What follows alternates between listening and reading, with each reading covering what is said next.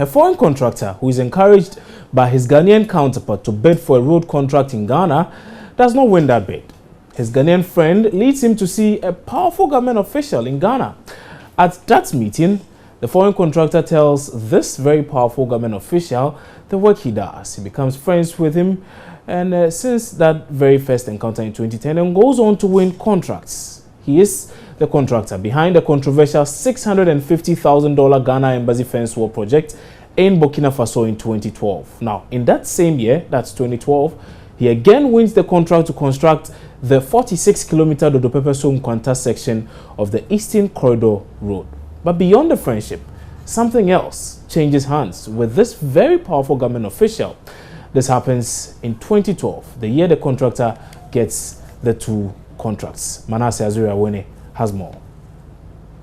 What you have to do is politics. It's not politics. If I buy the plane, you are continuing. The atmosphere in the air-conditioned office of Jibril Kanazwe, a renowned contractor and businessman in Ouagadougou, is heated.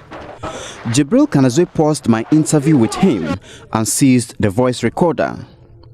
He accused me of trapping him to disclose information he would ordinarily not disclose. I was in Burkina Faso to investigate allegations that he used undue influence to win a contract. He defended the process through which he won the contract and justified the cost of the project. The Ghana Embassy fence wall in Burkina Faso was built around a piece of land that is yet to be developed. The land is about the size of a football pitch and is located at the ambassadorial enclave in Ouagadougou. Ghana's ambassador to Burkina Faso at the time of the project, Chief Dauda Mandiaya Baumia, said he wrote to Mr. Kanazwe and two other contractors to submit quotations for the project. He does not remember the names of the other two. There are allegations that the contractor who eventually won the contract is his close friend. Chief Baumia does not dispute this claim. He's my friend and he continues to be my friend because we didn't break up the relationship after I left her. Mr. Kanazwe explains how he won the contract. Each institution have his way of managing his contracts matter. We got a letter from the embassy that a bid, and we have sent our quote. We replied to the bid. And we got the contract. Was it advertised in newspapers or they wrote to you directly? Oh, they wrote to us. It was not on newspaper. A former chief executive officer of the Public Procurement Authority, Ajenim Boatinya, said a contract of this nature should have gone through competitive bidding. The law has provided for thresholds above which a method is to be used. Now, if you talk of a 650,000 or a 2 million contract or 2 million procurement, the law definitely requires that, one, you cannot use request for quotation because it's got a threshold of 20,000 and above. It could either be a national competitive tendering or international competitive tendering. He said the Foreign Affairs Ministry could have obtained approval from the Public Procurement Authority if it wanted to use restricted tender. Restrictive tendering and sole source are methods which are not restricted by value. But then the law makes a clear provides a clear instructions that such methods of procurement must have a prior approval from the Public Procurement Authority. Attempts to get details of the contract from the Foreign Affairs Ministry yielded no results. The Public Procurement Authority, on the other hand, would not comment on whether the ministry sought approval or not. In the office of Mr. Kanazwe hangs a photograph of him and President John Mahama. Exactly a week before I went to meet him in Burkina Faso, President Mahama had commissioned the 46-kilometer Dodo-Pepe-So section of the Eastern Corridor Road, Mr. Kanazwe's latest project in Ghana. I also want to take the opportunity to thank Messrs. Umaru Kanazwe, Contractors Limited of Burkina Faso, for the very high quality of work they have done on this stretch of road. As I said, perhaps this is one of the best quality roads in Ghana today. Joy News has evidence that Jibril Kanazwe sent a brand new Ford Expedition vehicle to President Mahama in 2012, the year he got the embassy fence wall contract and a 25.9 million euros road contract. There was this vehicle you gave as a gift in 2012. That's the Ford Expedition. Was it meant for the ambassador or it was meant for the president? No, that one, I'm not aware of that one. I'm just aware of the wall. But you also gave a Ford Expedition car to the ambassador, and I want to know who it was intended for. No, I did not give a Ford Expedition to the ambassador.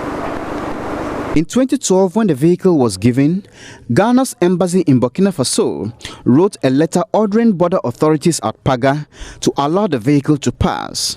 That letter reads, I have been directed to inform you that the Ghana mission in Ouagadougou is assisting with the transportation of a gift donated to His Excellency John Dramani Mahama, President of the Republic of Ghana, by Mr. Jibril Kanazwe, a renowned contractor in Burkina Faso.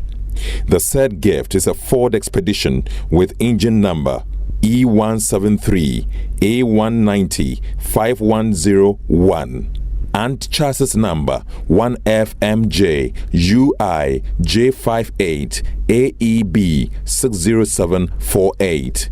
I am to request the competent Ghanaian border authorities at the Paga border to kindly assist with the passage of the said vehicle and those transporting it without any let or hindrance. I wish to take this opportunity on behalf of His Excellency the Ambassador to express the mission's appreciation in anticipation of your kind cooperation. Signed for Head of Mission by Maxwell Nyakonlate, Head of Chancery. After showing this letter to Mr. Kanazwe, he admitted sending the vehicle to President Mahama. It is a letter which suggests that you sent a gift of a Ford Expedition. The chassis number is quoted to the here. ambassador. Yes, to be given to the president. This is a chassis number. This is to the president, not to the ambassador. Yes, so did you give a gift to the president? Yes. You gave a gift? Yeah.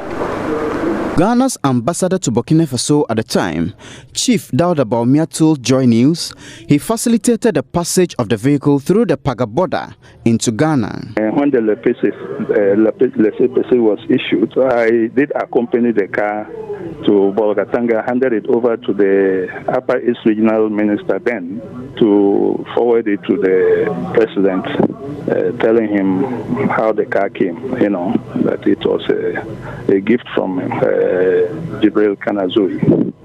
But you are aware it was handed over to the President?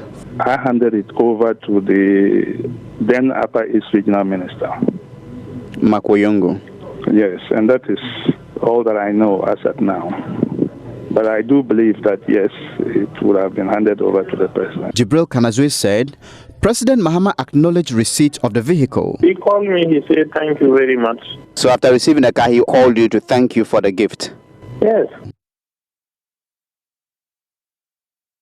So that was the reports by Joy News' Manasseh Azure Awene, and he's joining me now in studio with more on that very revealing piece there, if I might say that. Manasseh, many thanks for joining us, and I strongly believe you had to go through a lot of pains coming through with this very report. But let's start off from scratch and find out, for instance, maybe the response that the government has given in relation to this very issue.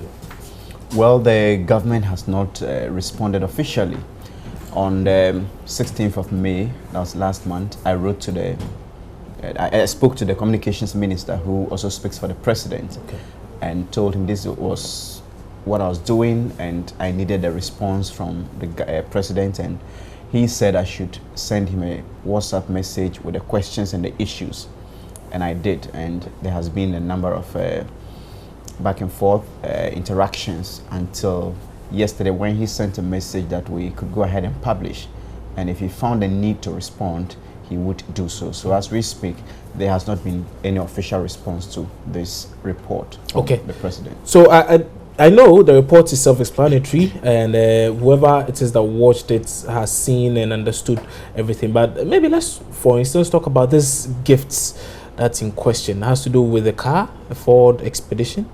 Yes, it has to do with that, and we raised it because the president launched a code of conduct for his ministers and other political appointees, and in that he states specifically that if no minister or government appointee should take a gift from a commercial entity, that to avoid any form of obligation or create an obligation that maybe you've taken something from someone, so you owe that person the duty to also do something in return. So that is stated. We also have the code of conduct for public office holders. There's a guideline by Shraj, and there's also a bill, and all of these speak to that issue. And I remember speaking to Daniel Batterdam on this issue. I did not tell him that it was the president I was investigating, but I asked him what he would say should the president come to him and says a contractor wants to give me a gift of this nature, should I take it or not?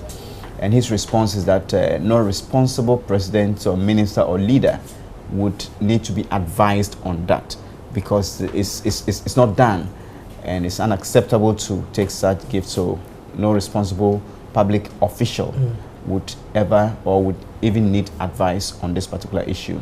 I also spoke to Mr. Emil Schott, who is the former commissioner of Shraj, and he also made statements to the fact that in time past, when he was the Shraj commissioner, there was an issue of that nature, and it came up and they ruled that it was a bribe and not a gift. So we're just trying to explore, raise the questions, and allow the public to judge. Okay. So there's been a lot of reaction to this piece of yours that was aired on radio a short while ago and is now being aired on TV. Subsequently, it's going to be broadcast on all other platforms right here at the multimedia group. There's been a lot of reactions, like I said, but we know this is just the first part of it. Yes, there will be a comprehensive one. Okay. I talked about the Batterdam, I talked about Emil Schott. We'll put everything together, and hopefully in subsequent programs, we'll have time to look at the issue thoroughly, and I think listeners will be in a better position to judge what that means, whether the conduct was right or wrong. Okay. And okay. So I know you might have to rush out of the studio, but I just want to quickly find out. So government has made it clear they are not going to respond to this. Is that the case? That is not clear. He said we should go ahead and publish. That's the communications minister, okay, who also speaks for the president, and that if he feels the need to respond, he would. So he said this yesterday. We don't know what is on their table as we speak. Okay. Manasseh, many thanks for your time on Newsdesk this morning. And that was Joy News' Manasseh Azuri Awene yet again with another very chilling piece. Let me use that word. Pretty revealing there. We'll be bringing you more on this, but we've also received a number of messages on our WhatsApp platforms as well as our Facebook platforms and Twitter as well, suggesting that our signal has been a bit jammed this morning and late last night as well. I would do apologize for that, but if you were unable to get excerpts of that very piece by Manasseh Azuri Awene, do not worry, we are going to upload that whole thing on our Facebook page in just a bit, so you get to see that piece, and then you'll be able to judge for yourself whether or not it's a bribe, a gift, or anything that suggests conflict of interest. You're watching Newsdesk here on your Joy News channel on Multi TV. We're taking a break. We'll return shortly with some more.